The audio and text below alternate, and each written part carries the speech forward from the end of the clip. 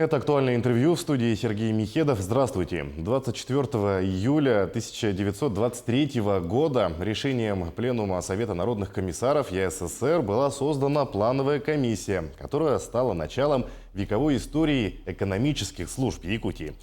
Сегодня, в праздничный день, о веках истории экономики поговорим с министром экономики Республики Саха-Якутия Майей Даниловой. Майя Андреевна, здравствуйте. Добрый день. С праздником вас. Вот любой юбилей – это повод остановиться, оглянуться назад, осмыслить пройденный путь. Вот, расскажите, как начиналась разработка первого перспективного плана развития народного хозяйства Якутии? Сразу после образования якутской автономии, да, в мае 1922 года Совет народных комиссаров приступил к формированию плана восстановления народного хозяйства. В то время молодая республика была подвергнута существенным изменениям. Оно касалось и гражданской войны, да, и народное хозяйство было в таком вот зачаточном состоянии, конечно же. И вот этот план уже был в декабре разработан и рассмотрен на первом таком всеякутском съезде Советов. И интересно, вот сохранилась повестка этого съезда, да, на нем рассматривались в основном земельные вопросы, да, рассматривались еще также вопросы, связанные с бюджетом, да, республики, молодой республики. И уже через полгода, видимо, назрела потребность следить за этим планом, мониторить его, да, и была создана плановая комиссия. А в 2024 году хотелось бы отметить, да, что Максим Кирович Амосов уже инициирует специальную такую экспедицию научную в Республику Саха-Якутия, в Якутскую автономную Советскую Социалистическую Республику, для того, чтобы понять, почему наше население живет в таких вот очень тяжелых условиях, да, что нужно сделать с научной точки зрения для того, чтобы изменить эту ситуацию. Ну вот какие задачи перед собой ставила молодая республика? Вот, я вот хотела сказать, что уже тогда, да, молодые наши руководители ставили перед собой задачу научного обоснования экономического роста, да, в молодой республике. И тогда вот была создана вот эта комиссия, и под руководством академиков там Ольденбергом, Виттенбергом, да, была проведена комплексная научная экспедиция в 25-30-е годы, да, которая положила, да, вот, основания для того, чтобы в 1926 году был сформирован этот перспективный план развития народного хозяйства республики на 15 лет, а дальше уже пошли формироваться пятилетки. Ну вот как развивалась экономика в советское время, вот какие ключевые моменты вы бы могли отметить? 1920-е годы – это, конечно же, скотоводческая республика, да, но уже тогда, значит, началось освоение золотого алдана, прииски золотоносные осваивались, и шахта Самгарская угольная, да, в Кобяйском Лусе тоже в 1920-х годах. В 30-е годы уже появилась в Якутске тепловая станция, электрическая станция, она работала на угле Кангаласского месторождения, разреза. И начал строиться порт Тикси, да, не забываем про Арктику. В 40-е годы, после вот итогов уже научной экспедиции, появился в Якутский научный центр. Да. Понятно, 40-е годы были тяжелые. Значит, в 50-е годы наши самые основные золотоносные месторождения, трубки, значит, Зорница, Удачная, Мир были открыты. Было открыто месторождение газа в Усть-Вилюйской провинции газоносной, да, и отсюда, конечно же, вот история газовой промышленности ведет. В 60-е годы расширяется наука, появляется Институт космофизических исследований, Институт мерзлотоведения. В 70-е годы в Южной Якутии уже на таком инструменте, да, который в советской плановой экономике назывался территориально-производственный комплекс, формируется Южно-Якутский территориально-производственный комплекс, да, это зарождение города Нерюнгри и освоение Юнгринского разреза. Это 70-е годы, 80-е годы активно отстраиваются города у нас здесь, да, и что можно сказать 80-е интересного? Ну, может быть, так. Ну вот после 90-е. развала Советского Союза, да, страна стала жить вне плановой экономики, да, но Якутия пошла по другому пути. Вот в начале 90-х годов руководство республики вот самостоятельно составило план действий, то есть программу социально-экономического развития до 2005 года. Да. Почему правительство сделало ставку на планирование? Да, Михаил Ефимович Николаев тогда понимал, да, что Якутии нужны свои экономические основы для того, чтобы обеспечивать эту вот финансовую независимость, да, социальную независимость. И, конечно же, это можно сделать было только плановым способом. Тогда, значит, был сформирован договор о разграничении полномочий. Очень много вопросов было связано с приватизацией, государствлением, с имущественными вопросами. Да. И, конечно же, это только программным методом можно было решать. Особенности нашей республики тоже климатические требовали, значит, планирования и при Северном завозе, да, чтобы обеспечивать бесперебойную жизнедеятельность человека. Это все, конечно же, было вот заложено в программных действиях, которые предпринимал первый наш президент Михаил Ефимович Николаев.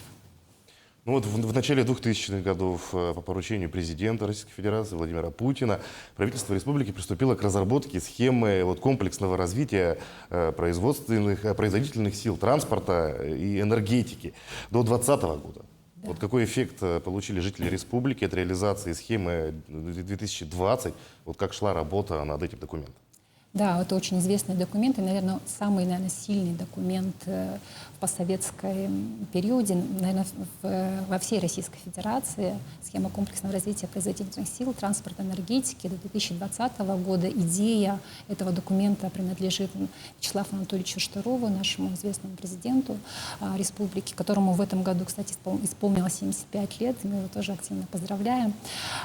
Схема, конечно, 2020, она заложила основы, да, формирования уже второй такой нефтегазовой отрасли в республике, которая стала, значит, фундаментом там экономического роста в дальнейшем, да, источником доходов, потому что в кризисные годы 2009-2014, да, в основном республика выживала за счет этих дополнительных поступлений от нефтедобывающей промышленности. Вот. И тогда был сформирован, скажем так, транспортный каркас республики Саха-Якутия, потому что идея заключалась в том, чтобы на единой транспортной системе, энергетической системе, да, тогда как раз вот были заложены основы, чтобы энергетическая система Якутии соединилась, да, с ОС Востока, с ОС Сибири, и вот на этой единой энергетической системе нанизывались вот территориально-производственные кластеры, да, так называемые в Западной Якутии, нефть, газ, алмазы, в Южной Якутии, значит, это уголь, железные руды, тогда золото, предполагалось апатиты, урановые месторождения. В северо-восточной Якутии это редкоземельные металлы, золото, да. И сейчас это до сих пор действует и реализуется до сих пор. Но если говорить о влиянии на людей, на социальную сферу, то, наверное, только один факт, что продолжительность жизни 65,6 лет увеличилась до 73. Вот за этот период времени с 2005 года до 2020 года. Ну, действительно, у Якутии богатая история, да, и она связана с непрерывным развитием. Вот можете рассказать, может быть, о главных социально-экономических достижениях Якутии вот за последние 5 лет? За последние 5 лет, конечно же, начнем с экономического роста, да, несмотря на то, что сам ход развития экономики подвергался различным так называемым черным лебедям, да, это и пандемия, и начало специальной военной операции, и санкции, значит, недружественных стран. Экономический рост составил 18,7% в сопоставимых ценах за эти 5 лет.